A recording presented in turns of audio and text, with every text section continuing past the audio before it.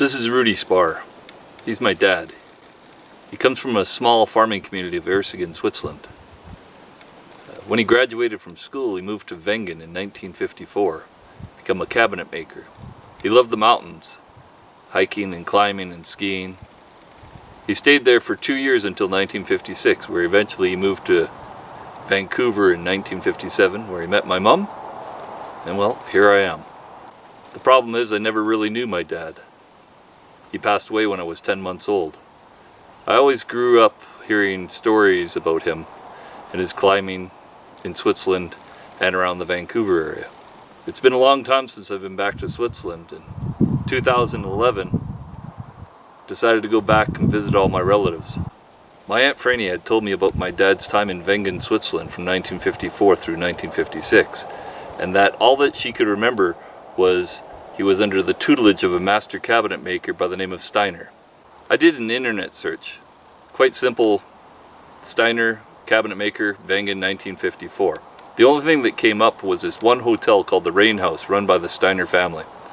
I decided to take a chance and send off an email to a lady by the name of Trudy Steiner. She ran the hotel. Quite simple. Do you know anything of a Rudy Spar or a master cabinet maker by the name of Steiner? From 1954. 3 days later, I received an email back from Trudy Steiner. The email was really quite simple. I know Rudy, how is he? That's Arnold Steiner, my father, she says in the email. Lucky break for me. So I explained what happened to my dad, dying in the tragic industrial accident. I also explained that we're coming there on a visit. She said, you'll have to come by. Unfortunately, Arnold Steiner had passed away in 1981. But the workshop was still there. All the tools and everything were there. In another email, I asked her, did you know anything about my dad's climbing? Did you ever go climbing with him? In a reply, she said that she never went climbing with my dad. But his roommate, a fellow by the name of Leo Stalder, they'd always go climbing and hiking and skiing together. They worked together, they lived together for 2 years. She said, but 6 months prior to my dad coming to Canada, Leo had to go back into the military and disappeared. She had no idea where he was, but she'd go look for him. A week later, I get another email back from Trudy Steiner. She said, I found him. Leo's alive. He wants to meet you. It was Leo's first time back to Wengen in almost 60 years. Coming halfway across Switzerland on the train at 80 years old. We went into the workshop and we saw all the tools and everything that they were working on. The bench shop, what we called it. Here you did the handwork. And this is Down was the machine work, getting things ready. And then this and is then up here you put fine. it together, you glued it together, you smoothed it out, you did all that stuff. So here is one bench is left. Yeah. This one is still left. We had 3 of them all the time. Prior to 1906, the ice axe, the pick was dead straight. Today, modern ice axes after 66 had a curve to them. So this ice axe dates back prior to 1966, which could possibly be with the dad's here. As you can see, the initials. Cute. Rudy Spar. So maybe it is, maybe it's not. It was a fantastic meeting with Leo too. He told us about all the climbs that Leo and Rudy had done. The Schreckhorn, the Lobhorn, the Jungfrau, the Monk, the Eiger. I kind of like the Eiger. It was not the North Face, but the Mittelegi route, which is a classic ridge route going up the Eiger. It's very technical.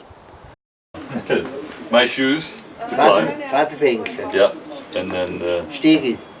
have you seen this before? What is that? What's that, he asks. It's a friend. Dat kan je niet. So. Try. Dat is goed.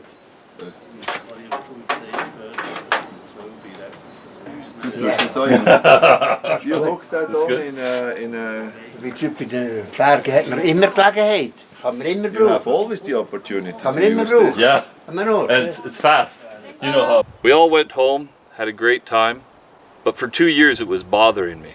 Number 1, was the ice axe my dad's or not? And number 2, if my dad didn't die in the tragic industrial accident, I know that I'd be climbing all over the Rockies with him and all over British Columbia, but it was taken away from me. So I told my wife, we have to go back to Switzerland for a second visit. I have to do something. I have to do a climb that my dad and Leo did. The climb that we decided to do was called the Lobhorner. It's 5 fingers. You go up and down 5 times. It's an interesting rock climbing route. Even though my wife and kids know how to climb, it was a little bit more technical than they're used to. So my climbing partner was Alex. He's my cousin's son, 23 years old. Very good shape, been climbing for a few years. Doing all 5 climbs was just fantastic. We took turns leading each separate pitch of the Lobhorner.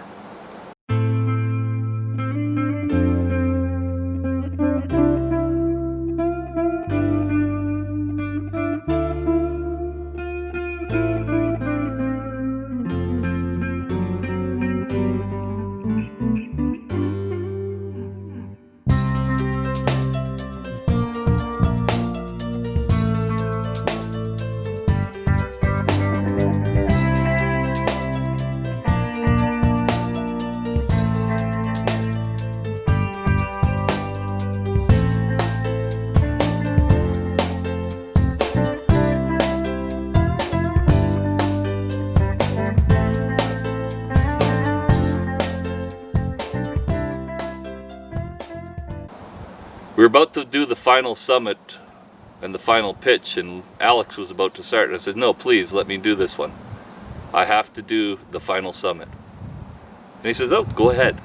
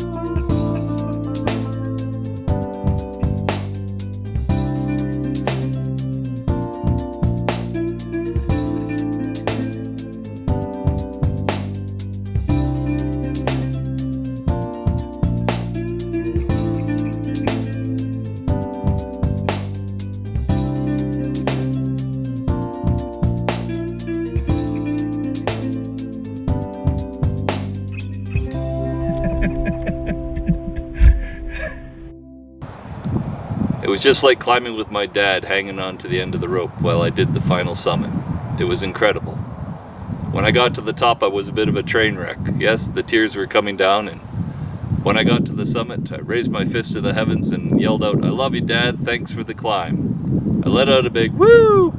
And down below me, 500 feet on the ridge, was my son, my cousin, and my cousin's son-in-law. And they let out a big cheer for me as well. Just incredible to get up there. Right behind me was the views of the north face of the Eiger. I love you, Dad.